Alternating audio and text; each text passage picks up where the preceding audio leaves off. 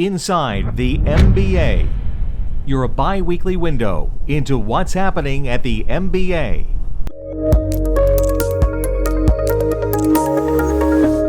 Hi, I'm Rob Van Raphorst. Welcome to MBA Now. We are deep into summer, and with the August recess upon us, there is a lot happening. Here to talk about it with us is our chief lobbyist, Bill Killmer. Bill, thanks so much for joining us. Yeah, glad to be here, Rob. Bill, can you run through quickly what we're monitoring on Capitol Hill and in Washington? Sure. It's kind of a crazy, dysfunctional time. That's been the new normal here for a while. A lot of partisan bickering, and Democrats in control of the House, Republicans in control of the Senate. And the Trump White House negotiating between the two.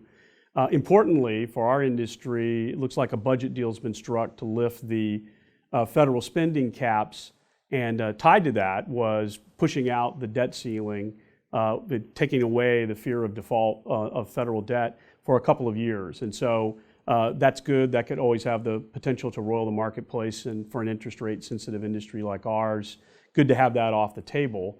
That also will grease the skids for work on spending measures like the money that we've been lobbying to try to get for FHA and HUD for the single family IT infrastructure at FHA. And so feeling good that the Senate may follow suit and do what the House has done and specify a $20 million tranche, the second tranche of 4, hopefully, over the next several years, for them to upgrade the single family infrastructure. Looking at other specific legislation, the president just signed into law the VA Orphans Bill, and I know this has been a big bill that not only we've been monitoring but working on for some time. Oh yeah, no, really for the last 15 months. And it does prove that you can still get stuff done with your shoulder to the wheel, and if you can put bipartisan coalitions together. And that bill, which was signed into law, we were able to lobby and work with a bipartisan duo in the Senate to get passed by unanimous consent, and then an identical measure in the House as well. It had passed the House in the previous Congress by voice vote as well. But importantly, for our members that were affected, if they had VA refinance loans that were orphaned and couldn't be pooled into Ginnie Mae securities, that relief is effective immediately.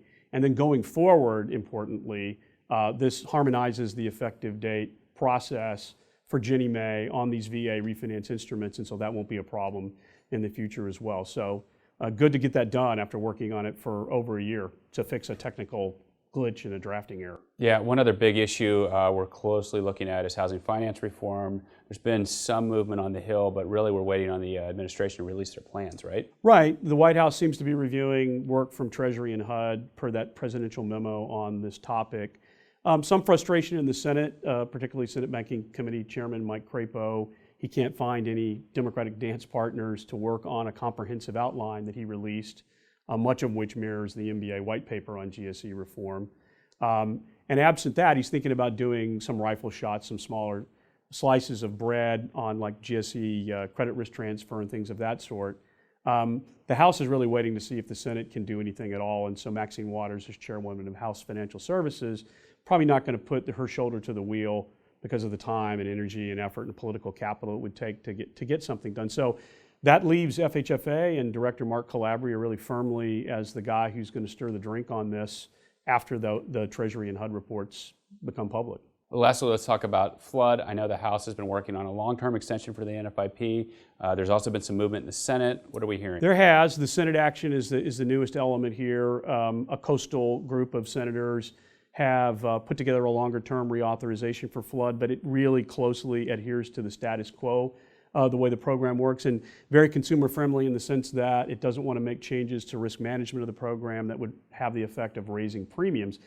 The program is really deeply in arrears. The House bill strikes a compromise in that regard, a bipartisan compromise that passed the House Financial Services Committee unanimously, and so that bill is poised to move. It's going to be difficult to reconcile these two versions, and I would say to our members, stay tuned for a series of short-term reauthorizations. We don't want the program to lapse. We're going to work with lawmakers to make sure that doesn't happen. It's due to expire, the program authority, on September 30th. So hopefully before the end of the year, we'll get that reconciled. But we're going to do our level best to make sure that is not something that disrupts things at the closing table. Yeah, and it's one of those issues at this time of year especially that pops up in the press a lot. So absolutely, and with all the storms and hurricane season upon us. Absolutely. Well, great. Thanks so much for stopping by. Appreciate it. Yeah, you bet.